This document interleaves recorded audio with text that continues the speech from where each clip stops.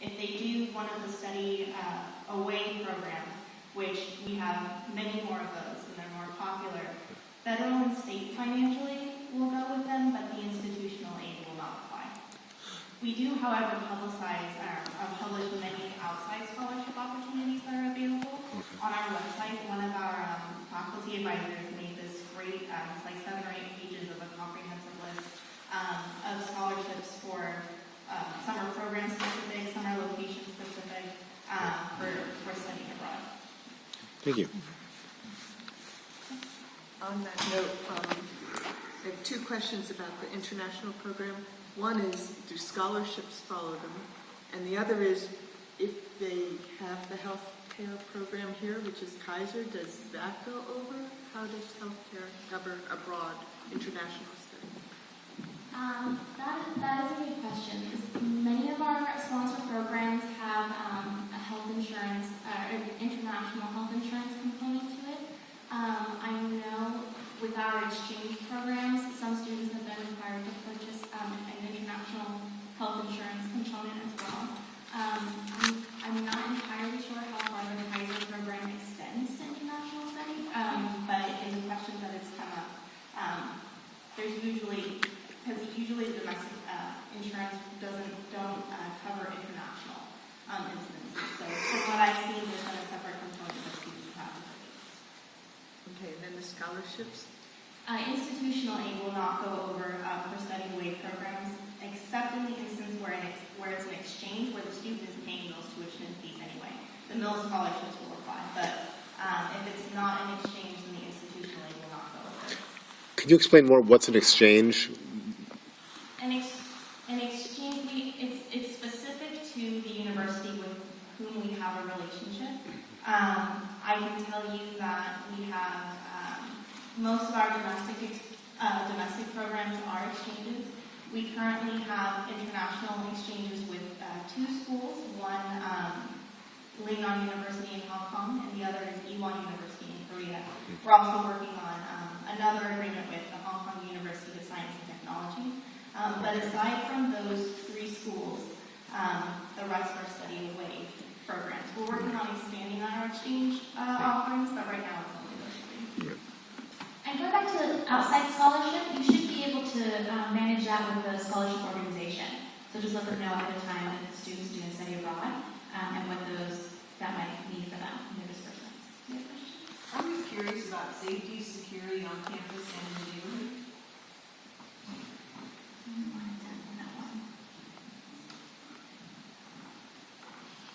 So do you have a more specific question, or I can just talk about overarching that we have? I mean, are we pretty safe here? What about the surrounding community? Are we pretty safe? I think, if you're in this end, you're trying to hear issues to be aware of that we need to make them aware of, or what? So first let me say, I'll try to speak for public safety. So as you notice when you came through the gate, we are a gated community. We have the one way in and the one way out. So that gate is manned or person. There's people on our team 24/7. For any types of campus securities, they patrol the campus. They also walk the res halls along with the RAs that do rounds of the residential community and on the campus. They work along with OPD for larger scale issues that can happen on our campus. Not so much happens here, though. I'll tell you that. In the event that there's something that happens off campus, our Director of Public Safety has a working relationship with the district precinct manager and of OPD and of the department, OPD department, to let us know what, if anything, is going on in our local vicinity that can impact our school. Your students have the ability through, it's called a rave alert, so the campus provides alerts of any types of threats on campus or in the direct vicinity that can impact the comings and goings of our students. One of the things that we do in the residential life community is we bring in public safety to talk about personal safety. And that's honestly just being really alert and attuned to how you walk in an urban environment. This is Oakland, particularly East Oakland. So not necessarily fear of people, but to be aware of their surroundings. So don't walk around with both ear pods in your ear, take one out. Make eye contact with people. These are just, I think, skills that we all need to have, as opposed to kind of walking with blinders on and not noticing what's going on around you and what you could potentially be walking into.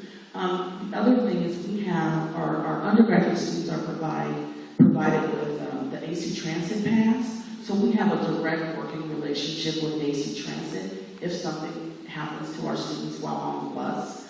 So we get a lot of information. And we're really known in the community that if something were to happen with our students, that Mills is kind of on it. If you're a residential student, I know it. Public safety fees, and we share information. Our counseling support services will be there to assist students. But I don't want to really speak for public safety in totality, but they do trainings. They come out to the Res Life communities and do personal trainings, and they'll walk through the halls as well. And they have a good working relationship with OPT. But they are our first level of responders here. I think we have room for one more question. I just wanted to add to that. I have a niece that goes here, and my daughter's thinking about attending here as well. And as far as safety, we've been to the campus plenty of times, and my niece, this is her first year, and this campus is extremely safe. She comes and goes and has not had an incident at all. She, at one time, forgot her key. It was extremely difficult for her to get her own. That was just I was happy for that. So she couldn't get her own building. So for that to be an issue here, she lives here. That was great. And so, that made me feel even, glad for her, and even safe for my daughter to want to come here. So for that to happen in all girls school, I'm happy for her to attend. And thank you for mentioning about the access of keys. Every residential student has a key card. It's a proximity card, and it is tagged only to the building that you are assigned to.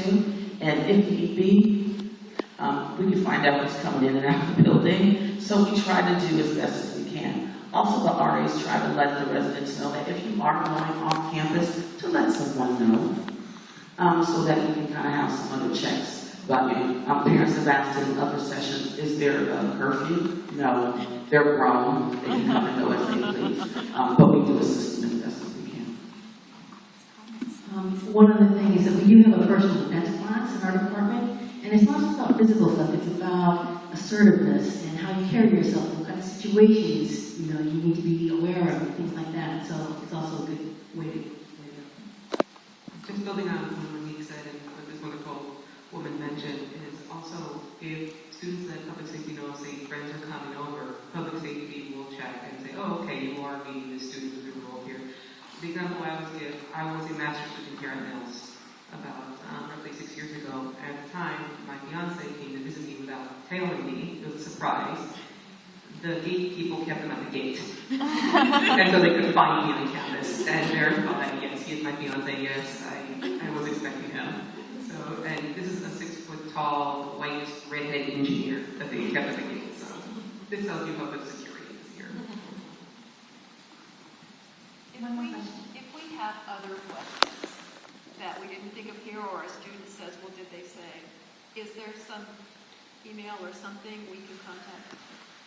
Yeah, so all of us, if you go to the Mills website, all of our contact information can be found there. So either you can search for our names at the top, or you can search for our departments and contact us via email. We'll also be around today too.